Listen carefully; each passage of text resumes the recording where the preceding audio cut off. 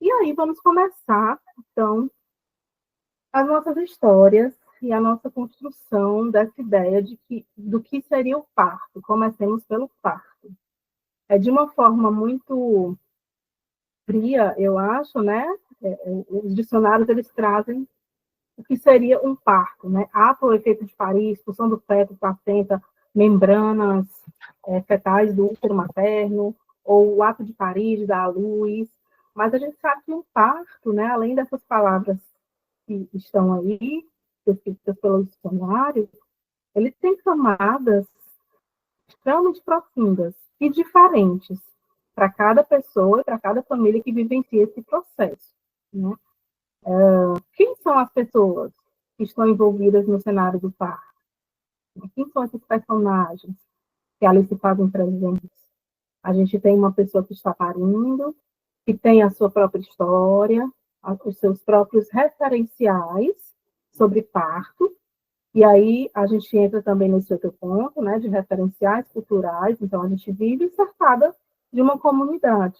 Né? E o que essa comunidade diz para a gente sobre parir, sobre vivenciar um parto? Então, essa é uma pessoa da cena. A outra pessoa é a pessoa que vai nascer. Esse bebê que está ali, né, que foi gestado, numa gestação, pode ser uma gestação tranquila, desejada, pode ser uma gestação surpresa ou não desejada, mas essa pessoa, nesse momento do parto, né, ela vai chegar desse outro lado, ela vai fazer uma travessia por dentro de um corpo para sair aqui do outro lado e chegar. E essa pessoa também, a partir desse momento que ela chega desse outro lado, ela também grava, ela também começa a fazer os seus referenciais de o que significa estar aqui, né? De o que significa chegar, de como é essa chegada, de que sentir ela recebeu nesse momento, o que ela sentiu nesse momento que ela chegou desse lado de cá. E essas lembranças, gente, elas seguem conosco para sempre, né? Elas ficam guardadinhas no nosso sistema límbico e elas também colaboram para formar quem somos. As outras pessoas que estão ao redor ali, quem são as parcerias dessa pessoa que pare? Ela tem parcerias? É um casal hétero? É um casal homoafetivo? Existem algumas outras pessoas da família naquela cena do parto? Outros parentes? Né? Quem são as pessoas que dão suporte para quem pare, para quem nasce, para quem está assistindo ali enquanto familiar? Né? E esse ambiente onde essas pessoas irão atravessar essa caminhada, né? Ter essa experiência que, na maioria das famílias, é a experiência mais íntima e mais intensa, talvez, né? Poucas coisas se comparam a um momento de um parto, né? Seja uma via de nascimento normal ou a via cesárea, mas, de toda forma, vai nascer alguém ali. E essa família, ela vai precisar se modificar. Ela vai passar por uma reestruturação a partir desse evento. Então, o evento parto, ele é uma coisa muito transformadora. E quando a gente fala de referenciais culturais, a gente tem que olhar para o redor dessa família. Né? Como eu falei, isso muda muito a partir de diferentes visões. Então, eu trago aqui um recorte de algumas culturas, não vou ler tudo, fica para vocês lerem também algumas informações posteriormente, mas para os povos, por exemplo, do Alto Xingu, alguns deles, né, reconhecem o corpo como sagrado, por isso ele deve ser livre de cortes ou agressões físicas. Né? Essas pessoas, elas têm acesso, né, nessa pesquisa que eu fiz, elas têm acesso a agentes de saúde e a um pré-natal também pelo posto de saúde, né? E elas podem optar por parir dentro da comunidade ou um parto hospitalar. Então, a maioria delas pensam dessa forma, né? Elas veem o parto com cortes, pernas e braços amarrados, associam esse parto ao parto hospitalar, né? A um parto de pessoas brancas, a um parto que traz distanciamento, frieza e violência. Mas a gente entende também que muitas vezes é necessário, né? Então, quando há essa mudança de na assistência mesmo, né? Como é para essa família se adaptar ali a toda aquela mudança que será necessária. Quem vai dar assistência a eles? Quem vai olhar? Quem vai cuidar? Quem vai estar ali como um vínculo para eles quando as coisas mudam? Ela tem um outro aqui depoimento de uma indígena que ela fala que no parto em casa elas precisam da força de um homem, porque ele que vai segurar, porque elas têm o parto sentado, então o homem tem que ficar segurando. E ela fala também, achei interessante, que o pai dela, como é o líder espiritual da aldeia, ele cuida da parte espiritual. Então, muitas vezes ele, como ela fala de um parteiro espiritual, está junto da mãe dela, que é a parteira física, né, digamos assim, e eles dois vão prestar essa assistência às mulheres da aldeia. Então, eles têm também esse olhar para essas figuras que estão dentro do cenário do parto. Né? Já no povo Camaiura, eles têm também alguns ritos, né, de algumas ervas para aumentar a dor do trabalho de parto, para de fato o trabalho de parto começar a engrenar, preparam a rede, preparam um cinto que eles colocam para que a mulher possa puxar, e no final, todos aqueles que ajudaram ganham colares de caramujos, de conchas de caramujos. Já em outras aldeias, o homem não participa na hora do parto.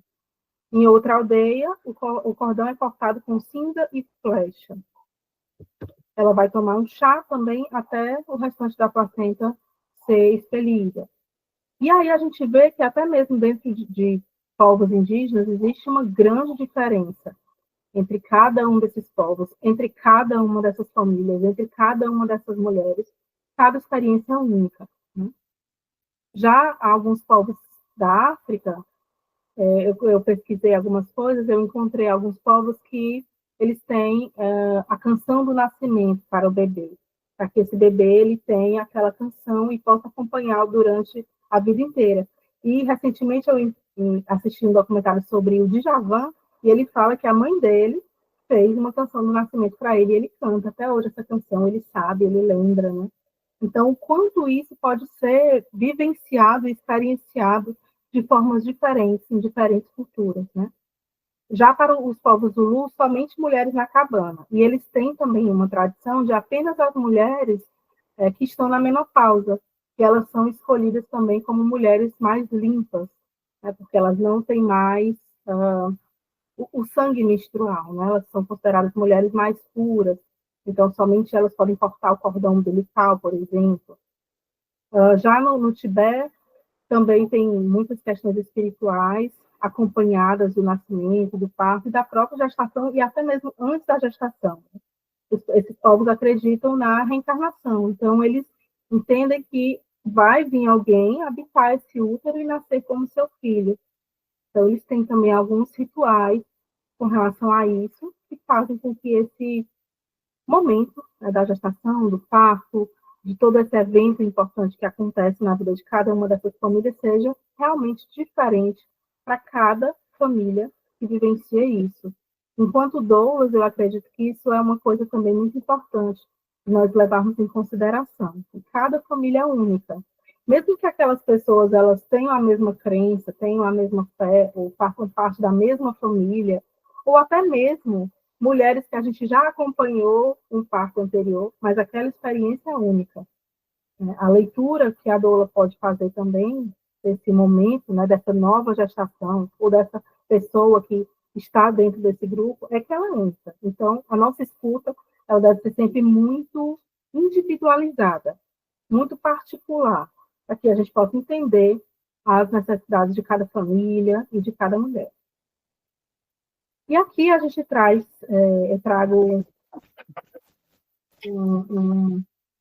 uma fala, né? Onde fala que o evento do parto ele é tradicionalmente, secularmente assistido por mulheres, curandeiras, parteiras, comadres.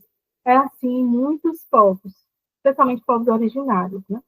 Em algum momento, a gente tem uma quebra nisso. E aí a gente vai entender aqui nessa aula o que foi que aconteceu e as coisas se tornaram diferentes. Né? A minha família, né, eu tenho histórias, vocês podem inclusive perguntar as histórias das famílias de vocês. Isso é muito interessante, talvez algumas de vocês já tenham feito essa pesquisa, né, em como foi o seu próprio nascimento, em como foi o nascimento dos seus pais, em como era esse cenário naquela época. Na minha família, por exemplo, a minha mãe conta que existia uma parteira, minha avó teve 9 filhos, a parte de mãe, né, minha avó materna, e todas foram feitas por parteira, e meu avô ia chamar a parteira, mas às vezes não dava tempo ele ir, ele ficava com ela durante o parto, e a parteira às vezes chegava só depois, mandava o filho mais velho ir, né?